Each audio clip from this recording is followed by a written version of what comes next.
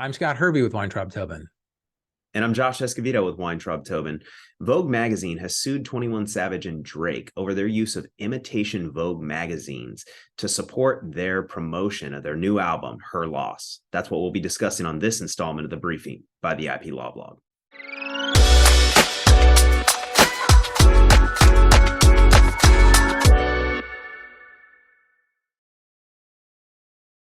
Condé Nast, the publisher of Vogue Magazine, filed a complaint against Drake and 21 Savage in the United States District Court for the Southern District of New York, alleging claims under the Lanham Act concerning Drake and 21 Savage's promotion of their recent collaboration album, Her Loss, which was released on November 4. In the complaint, Condé Nast alleges that Drake and 21 Savage ran a deceptive campaign and utilized Vogue's reputation by creating fake Vogue magazine covers to promote the album. According to the complaint, they even went so far as to thank the editor-in-chief, Anna Wintour, for her support. The complaint also includes allegations that Drake and 21 Savage misled the public into thinking the fictitious Vogue covers were from real issues that would have been released on October 31st. Condé Nast has been clear that none of this promotion was authorized by the company, especially not the alleged distribution of copies throughout North America or the placement of so-called counterfeit covers along street and buildings in various cities. The complaint also takes issues with the fact that Drake and 21 Savage have posted similar content to more than 135 million social media followers. One of Drake's posts featured the faux Vogue ad, including a caption that states, "Me and my brother on newsstands tomorrow. Thanks at Vogue Magazine and Anna Wintour for the love and support on this historic moment. Her Loss, November 4th. Condé Nast was obviously displeased since it has been using the mark in commerce since at least 1892 and in connection with digital advertising since 1998, and yet its permission was not sought for this use. It's without question one of the most well-known fashion publications in the world, and surely that reputation is what led Drake and 21 Savage to use this idea for the promotion. According to Condé Nast, the campaign has created significant confusion among the public, as well as the media, with several media companies actually believing that the cover features were real. As a result, they even ran stories about the artist landing on the cover of Vogue for the album. Making matters even more significant, Drake and 21 Savage's public relations team sent emails announcing that copies of the putative Vogue magazine would be handed out in specific cities across North America.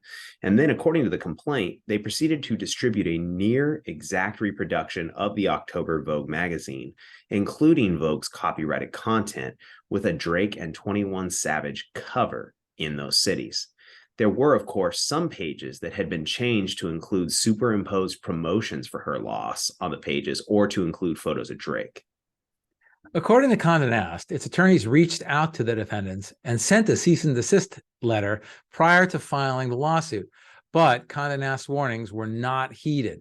The complaint includes claims for trademark infringement, counterfeiting, false designation of origin, unfair competition, trademark dilution, false advertisement, and other violations of New York law.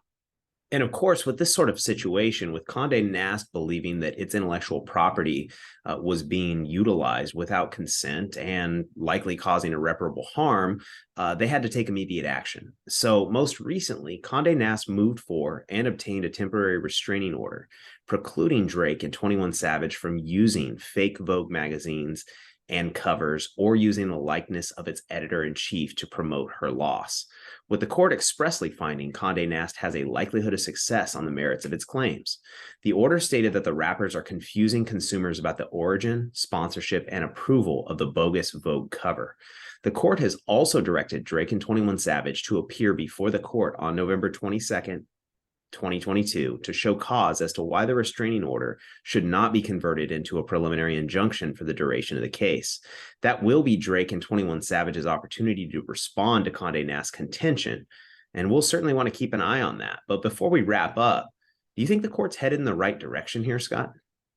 I do. The more I read about the marketing activities of Her Loss, the more I just shook my head. I mean, who was steering this boat, and who thought that all of this would be okay? Look, would it have been okay if Drake and 21 Savage just spoofed the cover of a Vogue magazine, and that was all that they did. Maybe I could see the Rogers test supporting that if there was, if they satisfied all the elements, but all of the other activities that they engaged in, which created the consumer confusion, obliterated any chance of reliance on the Rogers test. And I mean, they made those type of affirmative statements, thanking the editor-in-chief and distributing copies of the Vogue magazine, which in and of itself is going to be a copyright infringement issue, obviously. Those are all affirmative steps that create confusion. And, as we know, that's one of the things that you can't have in order to rely on the Rogers test. So yes, I think the court is heading in the right direction. I am dying to hear Drake and 21 Savage's team explain why they think what they did was legal. Same here, Scott. As I was reading through this, I was asking myself, what is the defense here? Is this arguably a transformative use? And I thought, no, probably not. And then I thought of the Rogers test, of course, and it's especially pertinent here since we're in the Second Circuit's territory.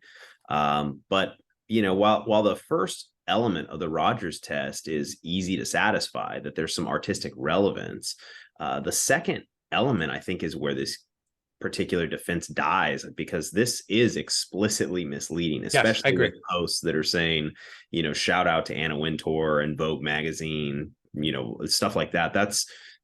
This is one of the few instances where I've actually seen the second element of the Rogers test just blaring in your face. Right. I mean, the last case that we talked about, the Meadowbrooking case, where the court found expressly that there could be, at least on the motion to dismiss, on a motion to dismiss, the court found that the plaintiffs had pleaded sufficiently that there was this, intentionally misleading statements that were made by the defendant. And, to me, it wasn't, I couldn't see it in the facts, but my God, it's it's so visible here. Who was asleep at the wheel on this one? Anyway, lesson for you, marketing executives: when you think you have a really great marketing campaign, run it by legal, please. Make sure that you don't get your client sued. That's great advice. Thanks, Josh, for bringing this to our attention. Of course. Thanks, Scott. Thanks for tuning in to the 98th edition of The Briefing by the IP Law Blog. Thanks for your support. And if you're a recent listener, well, you've got 98 episodes to listen to. If you're also interested in more content like this, please visit us at theiplawblog.com.